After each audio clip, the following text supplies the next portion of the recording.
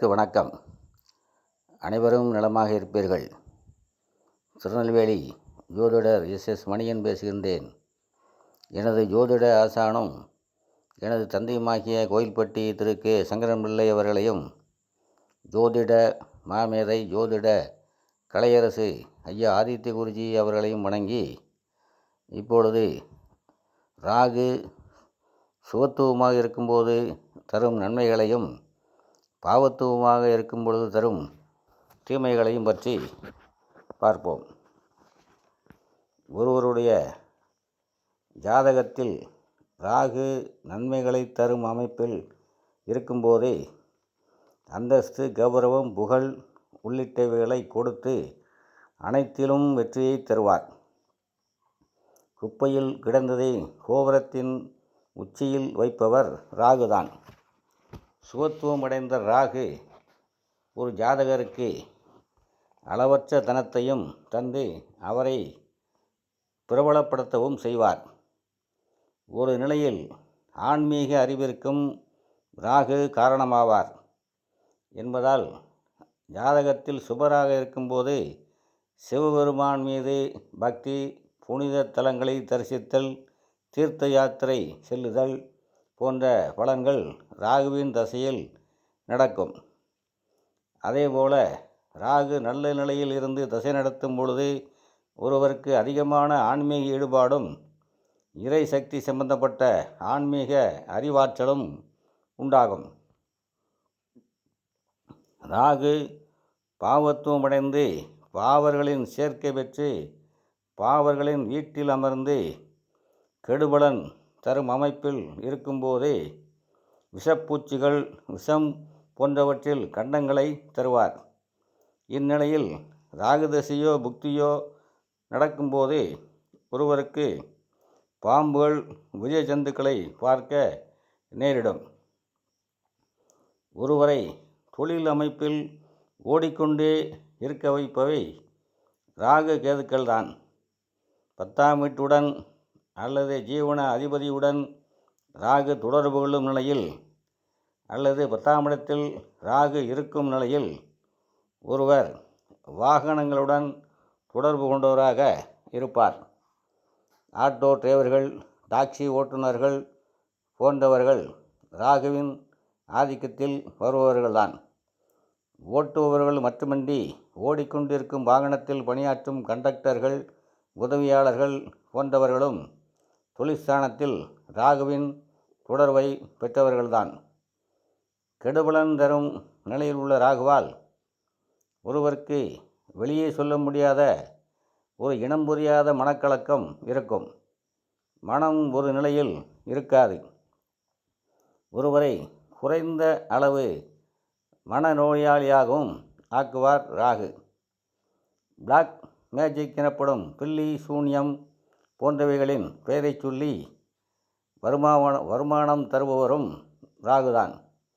சில நிலைகளில் ராகு பாவரின் வீடுகளில் அமர்ந்தோ, நீசத் தொடர்பையோ, பாவர்களின் இனவையோ பெறும்போதே ராகு தனது தசையில் மாந்திரீகத்தின் பெயரை சொல்லி மோசடியாக சம்பாதிக்க வைப்பார்.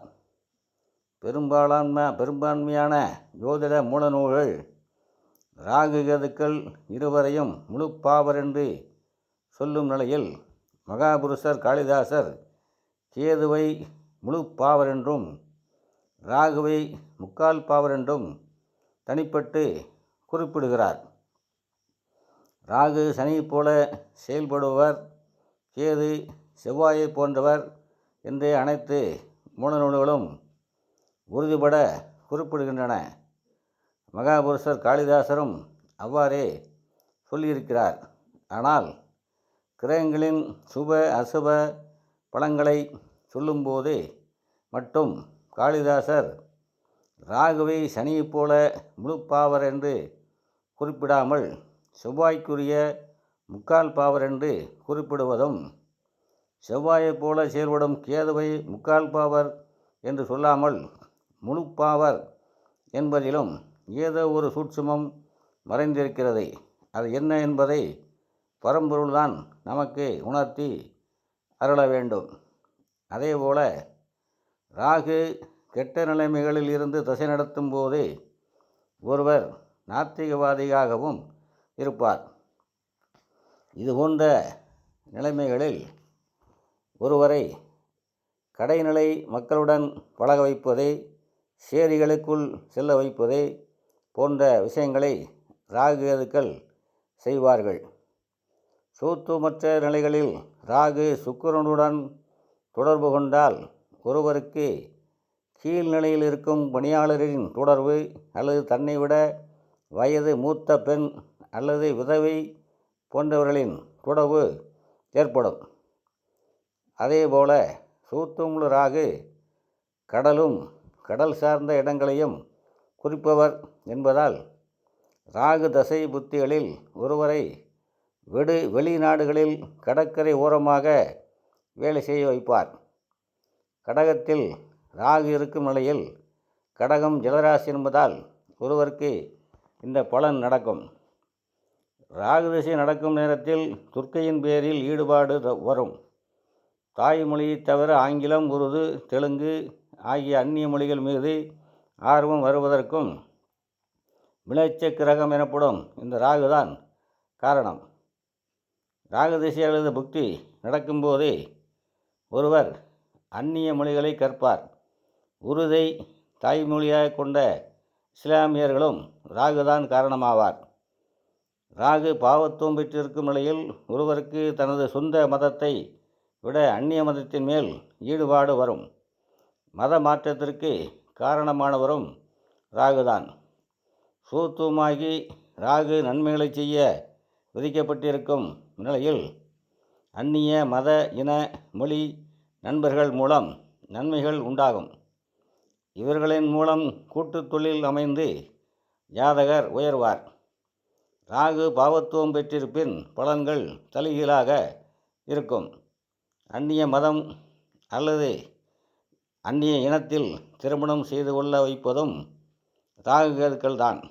7ஆம் இடத்திலோ 7க்குடையனுடனோ சம்பந்தப்படும் பாபத்துவ ராகு ஒருவருக்கு அந்நிய மத, குறிப்பாக இஸ்லாமிய வாழ்க்கை துணையையும் கேது கிறிஸ்தவ வாழ்க்கை துணையையும் தருவார்கள்.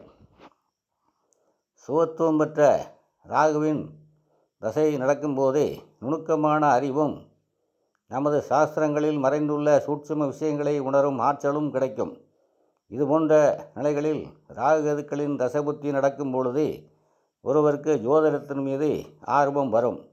ஜோதிடம் கற்றுக்கொள்ள வாய்ப்பு கிடைக்கும். சில நிலைகளில் ராகு கேதுக்களின் புத்தி அந்தரம் முடிந்தவுடன் அந்த ஆர்வம் போய்விடும். நீடித்த ஜோதிட ஆர்வத்திற்கோ அல்லது ஜோதிடர் ஆவதற்கோ பல நிலைகளில் ராகு அல்லது கேது சுபத்துவமோ சூட்சுமளவோ அடைந்திருக்க வேண்டும். ஆயினும் ஒருவர் ஜோதிடத்தை தொழிலாக கொள்வதற்கும் அதில் உயர்நிலைக்கு செல்வதற்கும் ராகுவின் தயவு அவசியம் தேவை. இத்துடன் இப்பதிவை நிறைவு செய்கின்றேன். மீண்டும் அடுத்த பதிவில் சந்திப்போம். அனைவரும் நலமாக இருப்பீர்கள். வாழ்க வளமுடன்.